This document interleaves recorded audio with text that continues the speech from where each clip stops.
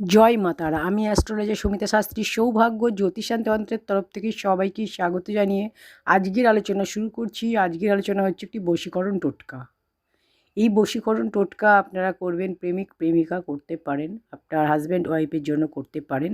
ভালোবাসার মানুষ আপনার কাছে সারা জীবন যাতে থাকে, আপনাকে সারা জীবন যাতে ভালোবাসে, আপনাকে ছেড়ে যাতে না যায়, আপনার যাতে কথা শোনে, আপনি যা বলবেন তাই যাতে করে, আপনাকে ছাড়া অন্য কোনো মেয়ের প্রতি বা ছেলের প্রতি নজর না দেয়, অন্য কারোর প্রতি অ্যাট্রাকটিভ না হয়, তার জন্য আপনারা এই উপায়টি করতে পারেন।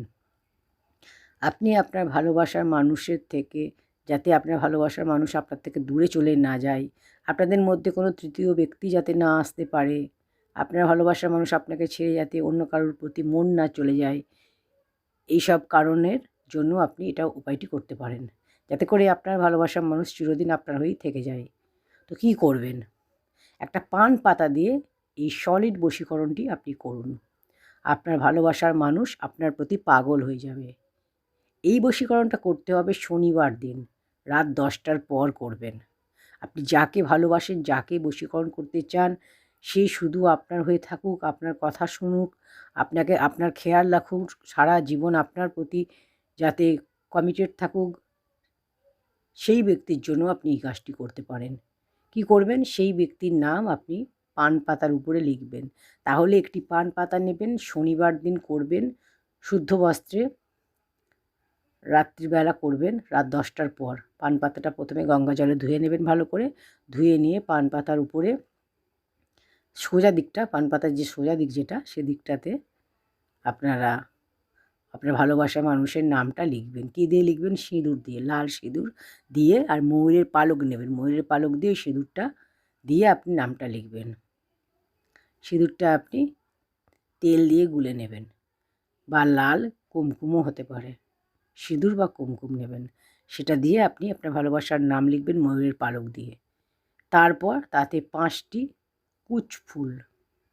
কুচ ফল যে থাকে না, লাল রঙের কুচ ফল, মুখটা কালো মতো আর লাল রঙের থাকে কুচ ফল, সেই কুচ ফল তার মধ্যে দিয়ে দেবেন পান পাতার উপরে। তারপর পান পাতাটি ভালো করে মুড়ে নেবেন।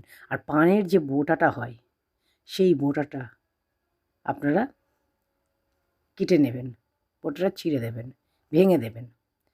আর 3বার শ্রীম বলবেন। 3বার ওই মুড়ে নেবেন যখন ওই পান পাতাটা, 3বার শ্রীম বলবেন। শ্রীম, শ্রীম, শ্রীম। আর পানের যে ডাঁটিটা সেটা ভেঙে দেবেন। এরপর মলি সুতো দিয়ে পান পাতাটা ভালো করে বেঁধে নেবেন। এরপর কি করবেন? এটা আপনি ঠাকুরের আসনে রেখে দেবেন। যেখানে এমন জায়গা রাখবেন যেটা কেউ হাত না দেয়, কারোর গায়ে ছোঁয়া না লাগে, এরকম একটা জায়গায় রাখুন। আর 11 দিন এইভাবে থাকবে। 11 দিন পর ওই পান পাতাটি ওখান থেকে নিয়ে আপনি অশ্বত্থ গাছের গোড়ায় একটু গর্ত করে, ওখানে গর্ত করে পুঁতে দেবেন।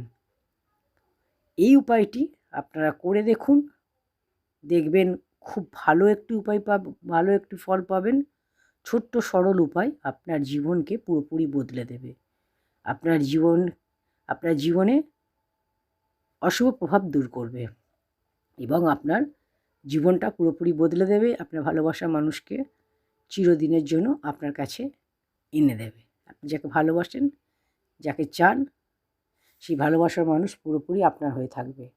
আপনার থেকে হয়তো কোনো কারণে দূরে সরে গেছে, আপনার সঙ্গে যোগাযোগ রাখছে না, যাই হয়ে যাক না কেন, আপনার যদি হাজব্যান্ড হয় আপনার কথা না শোনে, আপনাকে গুরুত্ব না দেয়, আপনাকে সময় না দেয়, তাহলেও আপনি করতে পারেন। প্রেমিক প্রেমিকা হলেও করতে পারেন। যদি আপনাদের মধ্যে ছাড়াছাড়ি হয়ে যায় বা কথাবার্তা বন্ধ থাকে বা একে অপরের সাথে আন্ডারস্ট্যান্ডিং ঠিকমতো হয় না, আপনাকে ছেড়ে চলে যাবার কথা বারবার বলছে, সেক্ষেত্রেও আপনি করতে পারেন, ভালো রেজাল্ট আপনি পাবেন। তো এই উপায়টি করে দেখুন, মনে বিশ্বাস নিয়ে, ভক্তি নিয়ে করুন।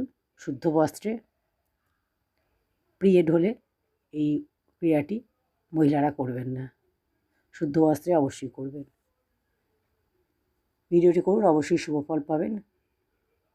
ভিডিওটি ভালো লাগলে অবশ্যই এতে লাইক করুন, কমেন্ট সেকশনে জয় মাতারা লিখুন। চ্যানেলটি এখনও সাবস্ক্রাইব করে না থাকলে চ্যানেলটি সাবস্ক্রাইব করে পাশে থাকা বেল আইকনটি প্রেস করে দিন। ঈশ্বর আপনাদের সকলের মঙ্গল করুন। জয় মাতারা।